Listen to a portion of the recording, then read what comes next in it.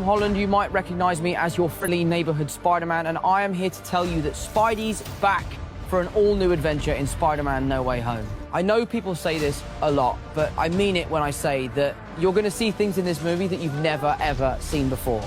I'm talking about pumpkin bombs, sandstorms, the multiverse, which, okay, you might have seen them before, but I promise, not like this and not together.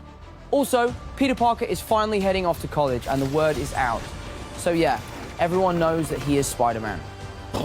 So throw your fan theories out the window. They're probably not true, or are they? And get ready to see one of the most ambitious films we've ever made. An incredible story with lots of heart, laughter, high-flying action, mind-blowing effects, and some insane villains. No Way Home is the culmination of the Homecoming trilogy and the start of a multiverse of possibilities. Now I have the honor of introducing some legends. Please enjoy this exclusive panel with my dear friends Alfred Molina, Willem Dafoe, and Jamie Foxx here at CCXP. Whoa! Oh my God! This is amazing! What excited you most about returning to Spider-Man franchise and reprising these iconic roles? You know what, I was excited knowing Amy for years, man, and knowing what she's done with this franchise, and she was explaining to me it was gonna be hot, you know, and I didn't have to be blue and things like that as far as my character was concerned, so you're gonna be a little more hip, whatever like that, and I get a chance to hang out with these... What are you looking at? You told me, these incredible thespians. But I mean, to walk on set, man, and to see these guys, I literally like bowed to them, and we just been having a ball. Willem, how about you? Willem? You know, when I heard it, I thought, wow, that's pretty nutty. I got speared pretty good in the first film, but I thought, okay, they can figure out a way to bring me back. But it was really the pitch. And like Jamie, I know Amy's history. She walked me through it, and then John, the director, kind of pitched the whole idea before I read a script, and it sounded like a lot of fun and a good solution. And then when we went deeper into it, I liked the idea that I was returning to something that was same but different. It's a return to something I did before with that kind of history, but the spin, there's a spin on it, and that appealed to me. Alfred? For me, it's just about the money. Oddly enough, Willem and I were kind of joshing the other day about how 20 years since his first Green Goblin, 17 years since my first time as Doc Ock, and these are the longest options that a studio has ever exercised on actors. You know, it's like we've been waiting. But it's the material, the pitch was excellent, and to be honest, when the idea was first suggested, my first thought was, hang on, I'm 17 years older, I've got chins, I've got wrinkles, you know, I mean, what are they going to do? And then, of course, I suddenly realized, wait a minute, they've got the technology. This isn't going to be a problem. But it's been very nice to come back to something that is familiar, but at the same time completely new, because the technology has moved on phenomenally since in the last couple of decades, you know, and so that's it's kind of still exciting. How did it feel to put the costume back on? You want to know the truth? Nobody knows how uncomfortable those costumes are. But they look good. We are actors. You forget about the discomfort, and, you know, it's part of it. But the costumes are much more comfortable than they were before. I remember the initial fitting to create the costume for the Green Goblin. I stood there for 8 hours, and they put different preformed pieces on me. Now, they scan me, and they can design it, and then make the costume, and then try it on me. Wow. It's a huge leap in the technology. And they're more flexible. We can do more things with them. Also, I don't know how much we want to fool with spoilers, but...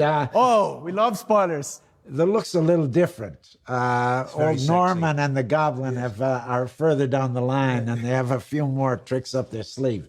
So it's not an exact... there have been upgrades on the costume, let's say. Alfred, how about you? Yeah, well, the main difference between that film and this one is that the tentacles are all kind of CG now. They'll all be superimposed on me at a later date. Whereas in the original movie, they were mechanical, and I had them attached to me, and we had puppeteers working them and stuff.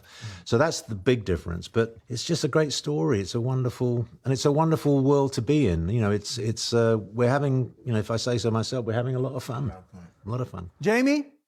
I'm happy we got a brand new star, a brand new look. The blue, when we did it the first time, it was look, man, I didn't care. I was just happy to be in this wonderful chorus, and it was like you said, it was sort of like 2 or 3 hours or whatever like that. But with this new is fly. The homies is like, okay, we get you now. When I was blue, they still roll with me, but okay, you blue.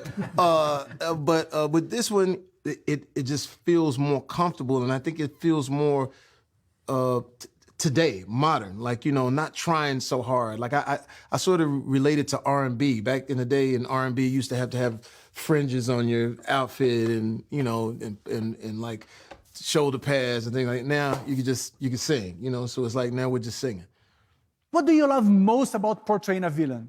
The about grounded villains is that, and this is what's so wonderful about the villains in the Marvel universe, if you like, is that so many of them become villains almost reluctantly, almost in spite of themselves. An accident happens or some terrible tragedy and it transforms them. And that's what makes them very playable, because it's not just mustache twirling. There's some real depth to it, and that's what makes them interesting. I mean, in a lesser environment, us as villains, we would just be functionaries. We would just be there to, get the plot going. But here we've got real storylines. We've got they are real people, and so it's Green Goblin has a case to state this time. Yeah, he's trying to make his case, a philosophy of life. It's not just about some kind of abstract muscle twirling power grab. It's about. Are you suggesting I'm a mustache twirling power grab? Now look here, I'm classically trained. But now a tricky one. Which villain is the most terrifying? Oh man, it's crazy. It's crazy because, like I said, we've just been watching Willem, and it seems personal. because with Electro, it's like Electro and us. It's to the world. The world did me wrong. But when something is personal, and you can go all the way back to Shakespeare, when something is personal, and that either that jealous thing, there's nothing that can beat that. No matter what costume you put on, no matter what you say. So when he speaks, the power, and I think you really. But I'm being right though. It'd be different if I was blowing. Like here's the thing. But if I was blowing, good to me. But here's the thing. But if I was blowing smoke, he'd know it. Here's the thing. It's personal, and anytime you can get a character to be personal in a movie, it has the most weight. So. CCXP is a fan event. Is there anything you'd like to say to your Brazilian fans? Well, I mean, if I may speak purely for myself, I think there is, at some level, because we're professional people, there is some level where we don't want to let them down. We want to give them something that is going to be worth their while. But the fact that a huge percentage of the audience are comic book fans who know this world, they love the detail, they love the kind of the inside baseball of it all. I think that's important to us as well, because we don't want to disappoint that side of the storytelling either. And so I think it's a sort of symbiotic relationship, really. They give us the chance to give them what they want, and that's I gotta tell you, it's just so much fun. Whoa, thanks guys. Thank you. And thank you, CCXP. Meu Deus, isso vai ser muito incrível, divertido. Incrível. Eu não vejo a hora de ver o confronto épico que nos aguarda ali no cinema. Pois é, e todos os nossos preferidos estão lá. A expectativa não podia ser maior, gente. Com certeza vai ter mega surpresas. Eu tô sentindo, sabe? É verdade, é verdade. E parece que esses atores, né, eles se divertem também na hora que eles estão ali atuando. Eles ficam olhando o que o outro está fazendo. Ai, com certeza. Tipo, só babando, né? Não, com certeza. Porque, assim, na boa, 3 dos melhores atores do mundo interpretando 3 dos vilões mais legais da história da Marvel. É claro que ia ser explosiva quando eles se